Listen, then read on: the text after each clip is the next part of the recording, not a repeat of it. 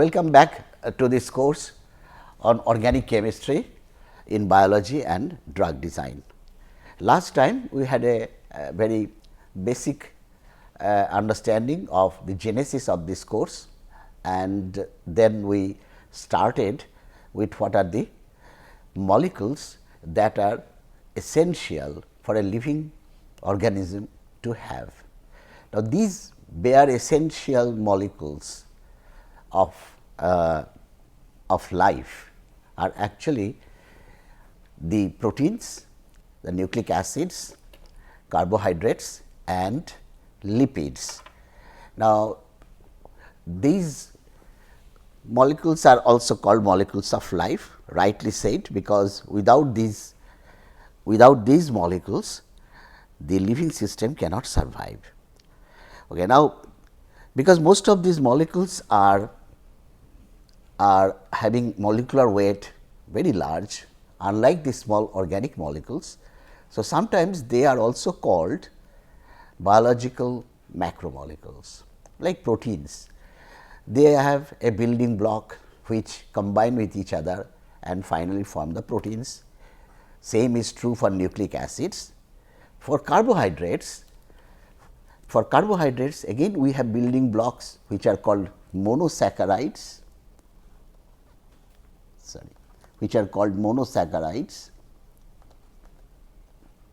These are the building blocks.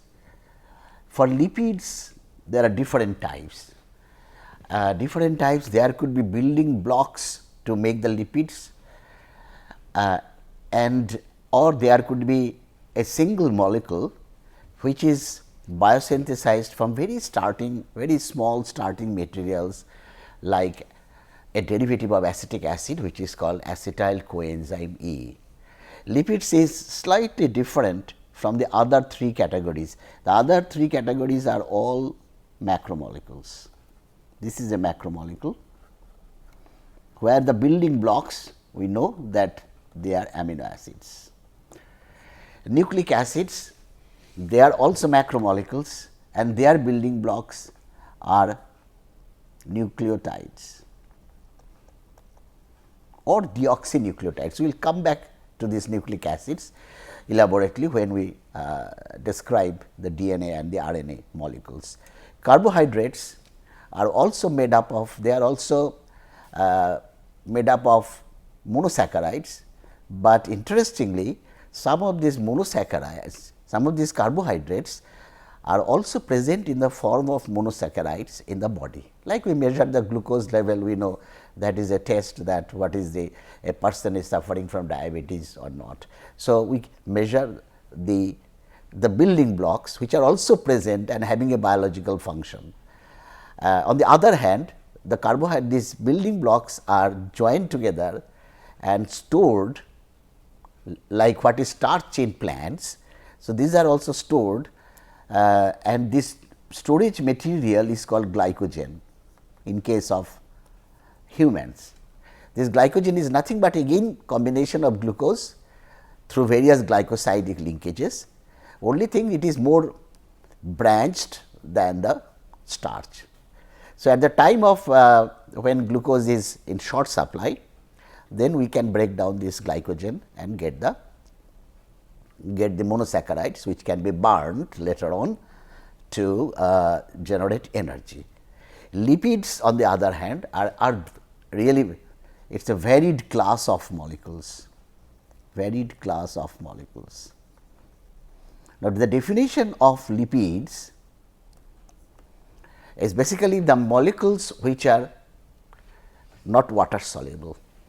They are called lipids. They are actually soluble in nonpolar solvents like the organic solvents. Okay. Now, there could be several molecules like that. Some of the lipids are actually derivatives of fatty acids, and some of the lipids could be steroids, and there are many other molecules which are also like terpenes in plants. They are also soluble in organic solvents. They are all mostly made up of hydrophobic hydrophobic carbon chains. Okay. Lot of carbons are usually there and functionalized carbons are much less in lipids. I will show some structure of these molecules of life, but before that let me again point out something, that last time we said that in addition to these large molecules, what we have also, there are some small molecules which are also essential for the survival of the living organisms. Like some molecules are say coenzymes, which are small molecules which assist the enzyme to perform their job, that means to catalyze the reactions. There are neurotransmitters which performs the signal transduction. Okay. There are hormones. So, these are small molecules, some of them could be lipids, because they are insoluble, by definition that they should be lipids, because lipid is which is insoluble in water. So, some of them are lipids, some of them could be amino acids also, some of the neurotransmitters are amino acids like gamma aminobutyric acid. So, they are a different class, that is the small molecule domain of biology, and there is this large molecule domain of biology which consists of proteins, nucleic acids, carbohydrates, and lipids. In this case, lipids which we are talking about, fairly large molecules consisting of big fatty acid chains. Okay. Now, let me show you some of these molecules of life, like proteins. Now, proteins again, building blocks, we know that amino acids combine. When they combine, they expel a molecule of water and form a bond which is known as the amide bond, in this case called a peptide bond, because what is you are making is a peptide. Okay. And the ultimately how many amino acids will join, that depends on the nature of the protein, and the direction has to come from the nucleic acids, because there is a hierarchical structure in biology, that although we have these proteins, nucleic acids that they are there, but we have a hierarchical structure, means that who gives the direction to make a particular protein, and that is, it is the nucleic acids. So, from nucleic acids the information flows up to proteins. This is also called the central dogma of biology. We will also again come back when we discuss nucleic acids, because nucleic acids are also of two types, the ribonucleic acids, the RNA, and the deoxyribonucleic acid, that is the DNA. Okay.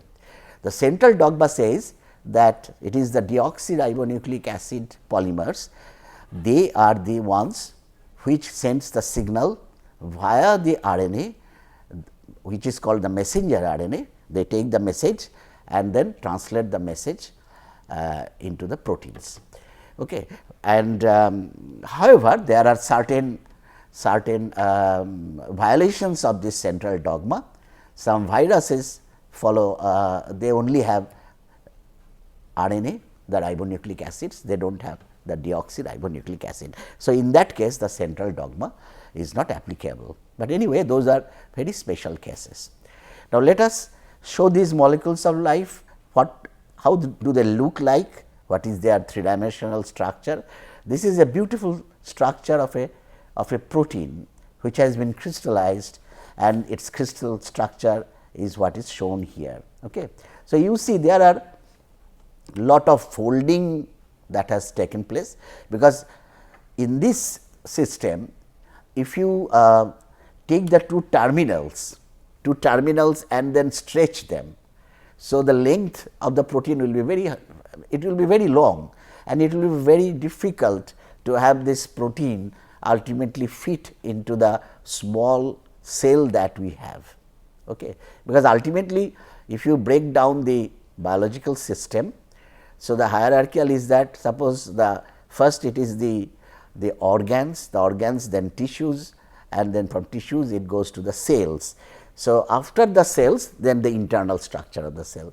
So, cell has a definite dimension.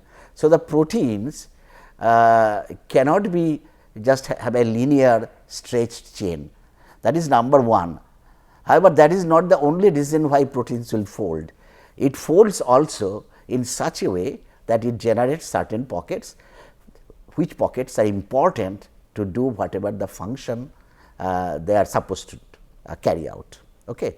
So, this is the crystal structure of a particular protein. We see that we know that this is composed of some, I could see some helix, you see that the green one and the red ones, and then it has got certain portions which are called sheet structure and certain are random loop structure, okay, some like this loop what we are seeing here. Now, that is the protein. Now, next let us show some carbohydrate. Now, carbohydrates, as I said, is pretty interesting because we also use the monomers, that means the monosaccharides, as well as we store that into the glycogen at the time of need. Okay. It all starts with, see, this is the glucose molecule. Glucose molecule is shown here.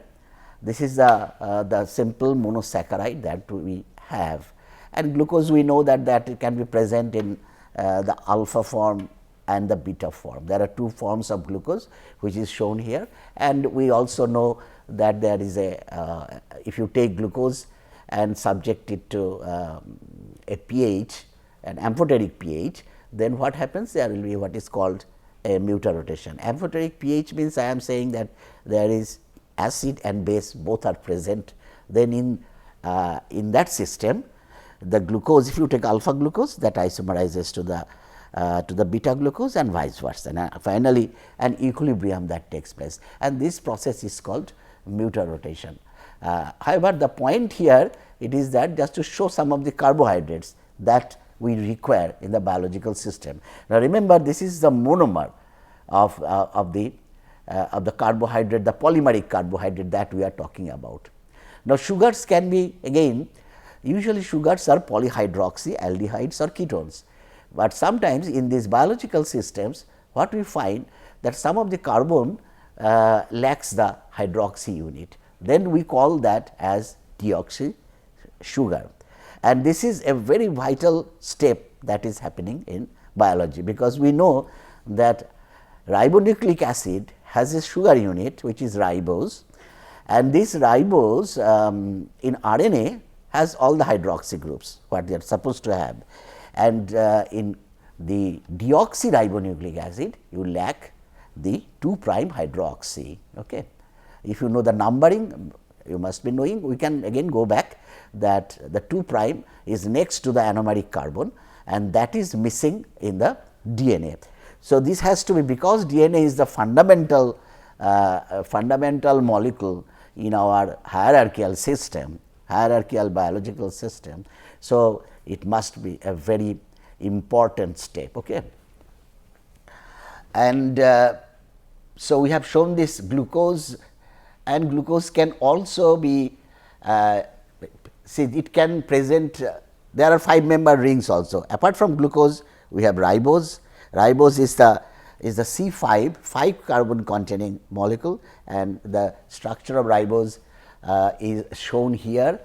It has got a furanose structure. The ribose is present usually in the furanose structure, and here on the right hand side it is shown in a furanose structure, and it is also a deoxy. It's precisely, this is called alpha D 2-deoxy ribofuranose, and the arrow points out where is the deoxygenation that has taken place, and why it is alpha, because the anomeric weight which is adjacent to the ring oxygen, that is the anomeric carbon, and the weight is alpha, that means below the plane of the ring, the way it has been presented. Okay. There are other forms of carbohydrates where the hydroxy group may be replaced by an NH2 group. Like in this molecule, what we are seeing is that it is a glucose molecule close to glucose molecule, but only one difference, and that is the 2' carbon. Of course, in glucose there is no prime. We are talking about this prime number in relation to a nucleic acid, because in nucleic acid you have a base, you have a sugar and you have the phosphate, and the base takes the numbering 1, 2, 3, 4. Then the sugar gets the numbering 1 prime, 2 prime, 3 prime. But here it is only glucose. So, we cannot really technically we cannot say that this is a 2 prime position. We have to say 1, 2, 3, 4, because this is only the carbohydrate portion and not the nucleic acid. So, this is that 2 amino, basically 2 amino glucose you can say, but it has got a name, it is called glucosamine. And this is beta, you can see it is beta because the anomeric OH is in the beta orientation above the plane of the average plane of the ring, okay. And also in the beta form this is in the equatorial position, and the NH2 is in the at the 2 position, okay, that is alpha. This is a very important molecule. We will see later on the function of this glucosamine. This is a part of the unit which forms the cell wall, the wall of the bacteria. The cell wall which contains the bacterial material inside, that cell wall, the glucosamine is a constituent of that, and which is a little bit shown here, that the glucosamine ultimately goes to the acetyl form, the nitrogen is now acetylated as you see, and then there is some serine, then there is a protein chain. So, this participates in the formation of the cell wall biosynthesis, but we will come back to that when we talk about the antibiotics and their action on bacterial cells. This is what I was talking about, this glycogen, this dotted structure, that dotted structure on the right, that is what is shown as here. This dotted structure, the branch structures, that is what is glycogen. Each dot is representing a glucose unit. Okay. As I said, this is just a counterpart of starch which is present in the plants. Okay. The carbohydrates, so what is the function of carbohydrates? There are many functions. One is the carbohydrates are the most important source of energy for many organisms. Like we also need carbohydrates. Every day we eat starch and to get the energy. Plants, however, you use the sun's energy to convert carbon dioxide into carbohydrates. There is a difference. So, plants actually make the carbohydrates for us, and then we eat the plants and get the starch from it. And the many organisms, as I said, that cell wall, that is written in the last stage, that the cell wall also is important. The carbohydrates play a very dominant role. So, carbohydrates have many important roles in our life, okay, or in the living system. Store of energy, storehouse of energy, and it is the precursor of many biomolecules, and then even it is a precursor of the many fatty acids that we synthesize, like palmitic acid, stearic acid, those things, and it is a component of the cell wall, and it is also gives the energy to the plants also. Okay. Now, let us go to the lipids. As I said, lipids are the most variable group, I told you already, variable group of molecules, because the definition of lipid is not based on the structure. That is why we have a varied class. Lipids definition is something which is soluble in organic solvents and which is insoluble in water. So, there could be several different types of molecules. That is why we have different varieties of lipids. It could be fatty acids, it could be a steroid, it could be a terpene, and I will show you some molecules which are lipids. The molecules are shown here, like this is the first one is shown on the left, that is called a tristearine. Actually, that is known as triglyceride in general. Triglyceride is basically the triester of glycerol, and the ester, the acid part, is a fatty acid. So, in this case it is stearic acid, because the acid comes from stearic acid. So, this is called tristearin. It is a fat, it is a soluble in organic solvent. Then you have on the right side the cholesterol.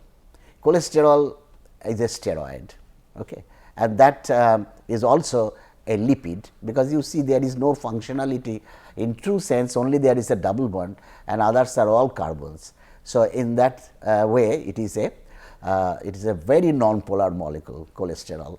Then you have other different types of esters, like this something is cetyl palmitate, a wax kind of thing, and then you have a terpene which is alpha pinene, is shown on the right side at the bottom left. Okay. So, these are some of the examples of lipids. Different types of saturated and unsaturated fatty acids are present, can be biosynthesized. The ones which dominate in the biological world is this lauric acid that starts with C12, that means 12 carbon atoms are present there. Then myristic acid, palmitic acid, stearic acid, and the C20 fatty acid is what is called arachidonic acid, or actually arachidic acid in this sense, that is the name, but the derivative that comes from this is called arachidonic acid. On the bottom there is a block, this a 5 carbon unit we can see, there are 5 carbons with a diphosphate, and this is called isopentenyl diphosphate. This is one of the precursor through which we make the steroids, we make the terpenes. Okay. And this also has a very interesting biochemical way of making. Okay. Remember what I said, when the synthesis takes place in biology, that is what is called biosynthesis. Okay. And when it takes place in the laboratory, in our test tube, we call it synthesis. Organic synthesis is just plain synthesis that we call, and in biology whatever molecules we synthesize, that is called an anabolic process. Anabolic process means we make molecules, and the reverse is also there, that is called catabolic process or catabolism, where we break down molecules into smaller fragments. Okay. Both processes are essential in our body. This is a steroid structure shown here, and you see the what are steroids? By definition, the steroids are basically having these 3 6-membered rings A, B, C, and that is fused with a 5-membered ring which is shown as D. So, this is what is called, first of all, this is a derivative of phenanthrene, but phenanthrene no double bond, without any double bond. So, this is called parhydrophenanthrene. When you have angular fusion between 3 rings, 3 6-membered rings, that is called phenanthrene. If it is linear, that is called anthracene.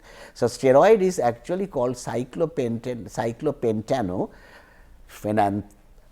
parhydrophenanthrene, that is what is a steroid. Okay. And this steroid, as I said, I showed in the previous slide that it was the isopentenyl pyrophosphate or diphosphate, that is the precursor of a steroid. Okay. In molecular modeling, there is a structure shown here, a model of this steroid, and it sees that you have so many atoms crowding together. Okay. And there is, in this molecule there is no functionalized carbon. Okay.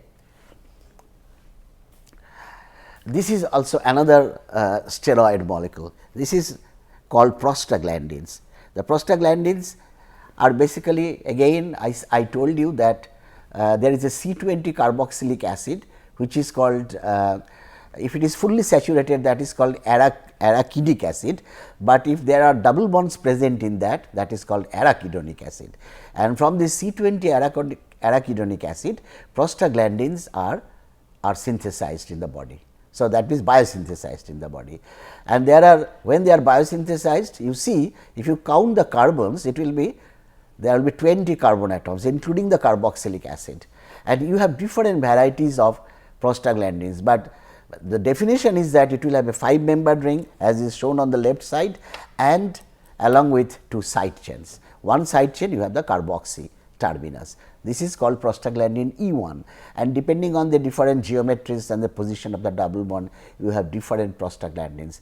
They are extremely important. They have extraordinary range of physiological effects, including an ability to lower the blood pressure. So, they have a role in blood pressure, affect blood clotting, they are important. They are also, they regulate the kidney function, they control inflammation. So, when we have inflammation, we have pain, then what medicines we take, they are mostly like aspirin, they stop the biosynthesis of the prostaglandin. And another is that stimulate uterine contractions during childbirth. So, prostaglandin is also given for that. So, this is also very important, and in the 1970s when prostaglandins were discovered, it was thought that prostaglandins will solve many of the problems of many of the diseases that we have. Yes, it has solved many of these problems. There are anti-inflammatory agents, there are agents which help childbirth, there are agents which help in lowering of blood pressure.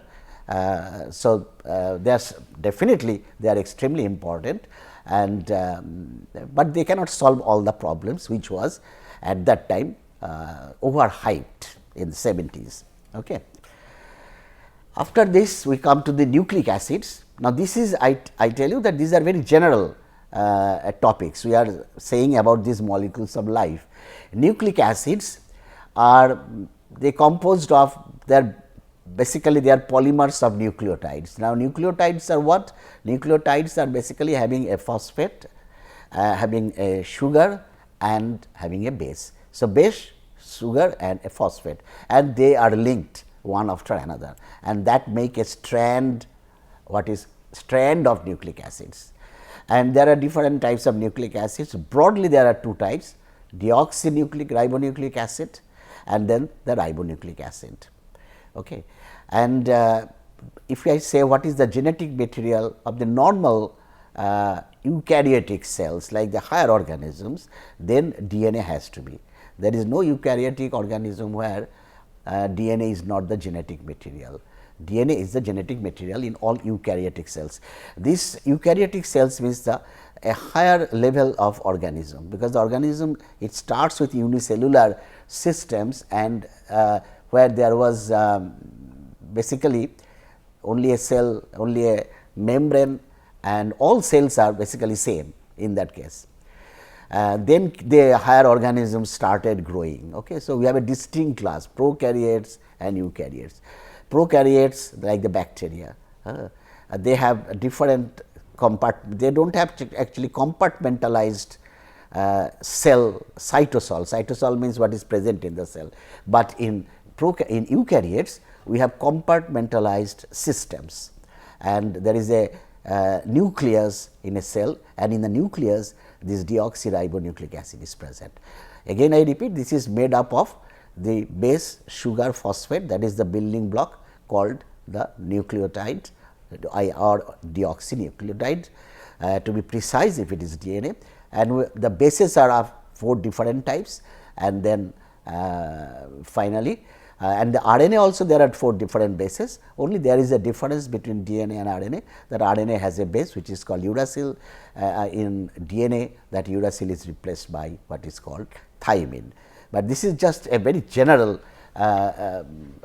slide that I am showing, and in the bottom the structure, the 3-dimensional structure, the very famous structure which was proposed by Watson and Crick, and that is called the double helical structure of a DNA. Okay. Then comes the other small molecules that we have talked about, because the biological domain is basically two. One is the large molecules, another is the small molecules. The small molecules are also equally important. Okay. Equally important means like neurotransmitters, which gives the signals that what to do, when to do and when to stop. All these things are controlled by small molecules, or sometimes large molecule interactions are also possible, but the whole process is called signal transduction. This signal transduction is controlled by the central nervous system, where we generate the neurotransmitters, which are basically very small molecules. Even amino acids are also neurotransmitters. I will show you some of the structure of neurotransmitters. So, you see acetylcholine, it is so simple structure, it is very small molecule, but extremely essential. If we have acetylcholine which is not secreted properly, which is the level not maintained properly, then we suffer from many diseases. In fact, there are drugs, there are molecules which are acetylcholine, which controls or lowers the acetylcholine to such a level that the organism dies. Okay. Then we have dopamine, that is also a very simple molecule. So, these are very simple, the simplest of the molecules that are again essential for the functioning of the biological system. Remember, the biological system is made of macromolecules, which are called molecules of life. Okay. 4 classes I have shown, but then once you have the structure, you know that it is like a house, that you build the house, but then the house has to be operational. You need electricity, you need water, you need so many things, and these small molecules are basically functioning like this, what is electricity, what is light, because without that the whole house will be the persons who are living in the house, their life will be miserable. So, also these molecules are like that. If we cannot maintain, if we cannot have these molecules in our body, then these our life will also become miserable, and at some point of time there may be serious complications where people die out of, they lose their memory, all these things can happen. Okay.